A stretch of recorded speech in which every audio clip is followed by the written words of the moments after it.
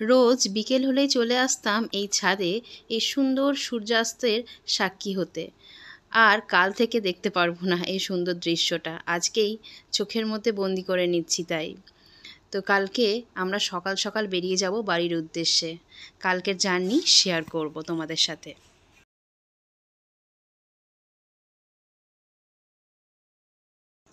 আমাদের last moment packing চলছে।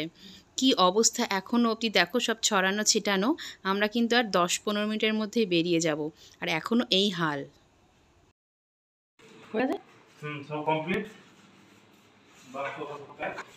এবার আমাদের ছোট্ট এই সংসার ছেড়ে টাটা করছি আমরা।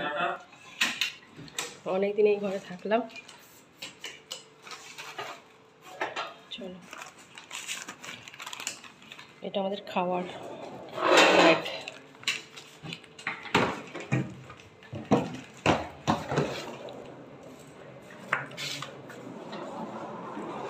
এরকম খোলাই থাকবে তো এটা?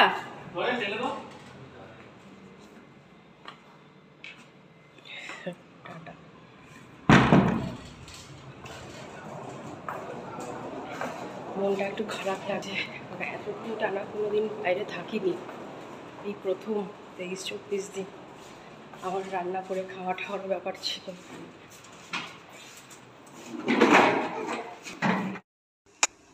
তিনজনে এখন নামছি, ওলা বুক করা হয়ে গেছে, এলেই বেরিয়ে যাব।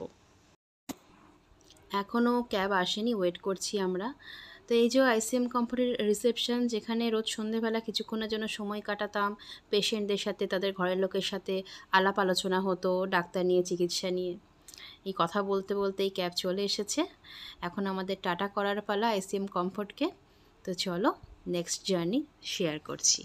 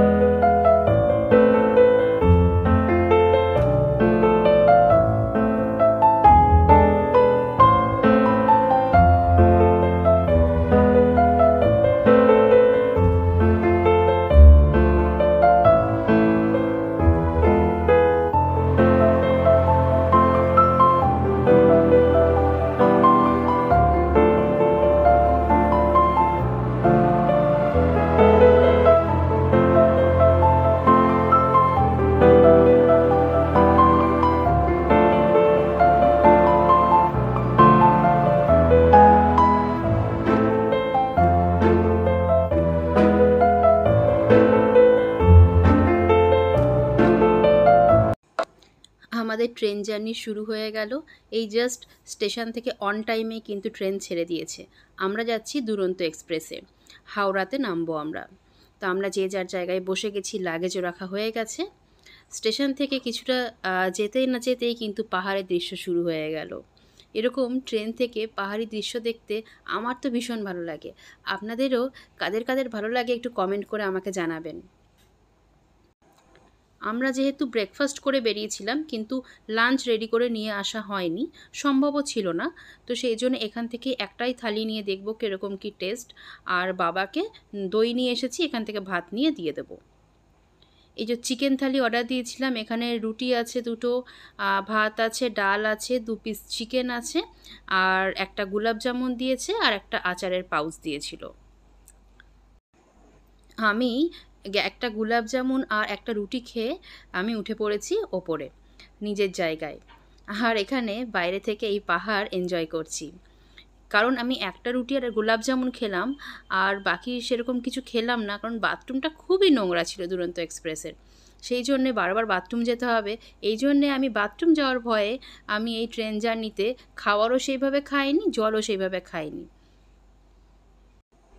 দুরন্ত এক্সপ্রেস একটা এত ভালো ট্রেন, কিন্তু বাথরুম যে এরকম নোংরা পাবো সেটা আশা করিনি।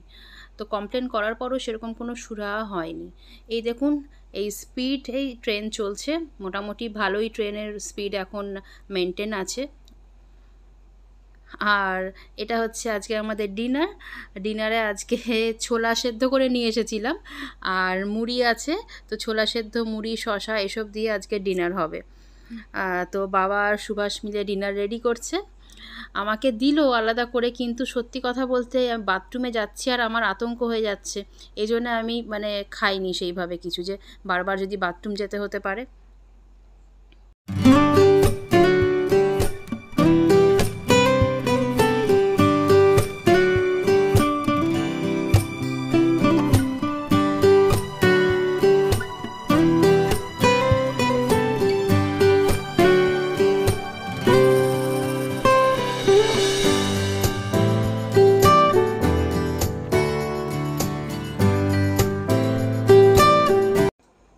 হঠাৎ দেখি ট্রেনে ওঠা নামার আওয়াজ একটু কাইকিচির শুরু হয়ে গেছে। তো ঘুমটা ভেঙে গেল, পর্দা সরিয়ে দেখি বিজয়ওয়াড়া স্টেশন চলে এসেছে। তো আর নামতে পারলাম না, শুয়ে পড়েছিলাম বলে, আর বেশিক্ষণ দাঁড়াবেও না।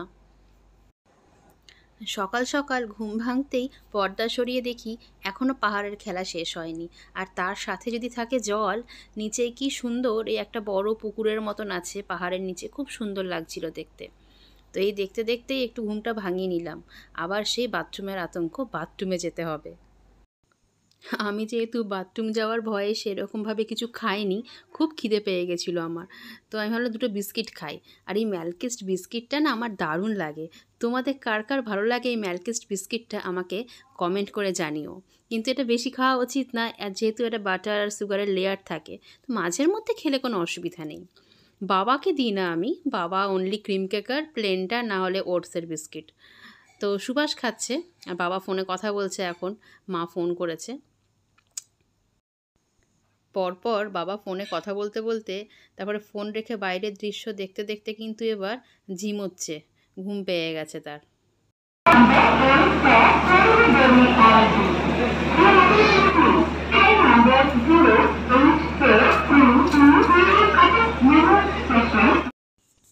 ভুবনেশ্বরে আমরা একটু নেমেছিলাম, তো ওখান থেকে একটা এগ থালি নেওয়া হলো, একদম বলছে ফ্রেশ গ্যারান্টি 100 টাকায়। ভালোই হলো, তাহলে খেয়ে তাহলে দেখো কেমন।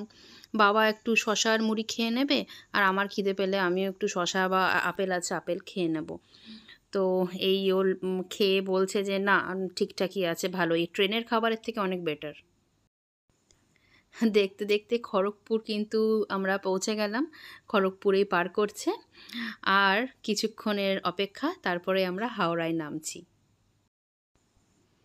আমাদের যা যা আর কি বের করা হয়েছিল, তো সেগুলো সব গুছিয়ে রাখা হচ্ছে এখন, সব ঠিকঠাক করে দেখে নেওয়া হচ্ছে, কারণ হাওড়া কিন্তু এবার ঢুকছে, তো সব কিছু চেক করে গুছিয়ে নেওয়া হচ্ছে। বাবার খিদে পেয়ে গেছিলো, তাই বাবাকে একটা শশা ধুয়ে দিয়ে দিয়েছি, খোসা সমেতই খেয়ে নিচ্ছে, এখন ফাইবারটাও বেশি পাবে আর কি, আর ঘর পৌঁছানো অবধি খিদেও পাবে না। এবার আমরা নামবো হাওড়াতে, তারপরে বিধান ধরে দুর্গাপুর যাব।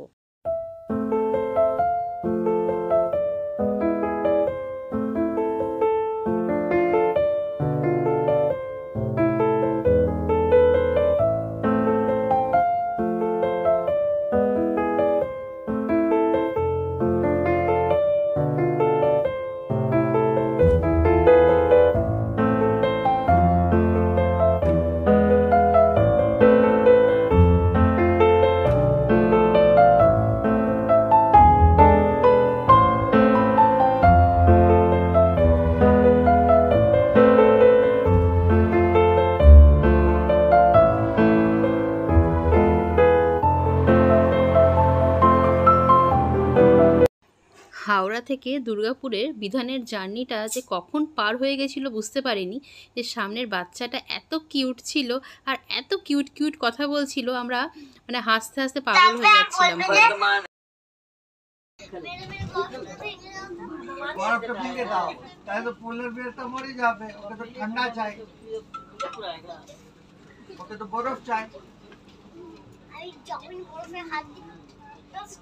ঠান্ডা লেগে যায়, আমি জলে দিয়ে দিই, গলে যায়।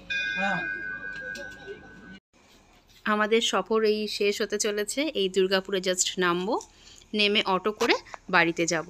তো আমার এই ভিডিওটা যদি ভালো লেগে থাকে, আমাদের এই জার্নিটা, তাহলে অবশ্যই কিন্তু লাইক, শেয়ার, সাবস্ক্রাইব করে আমার সাথে থাকবেন। না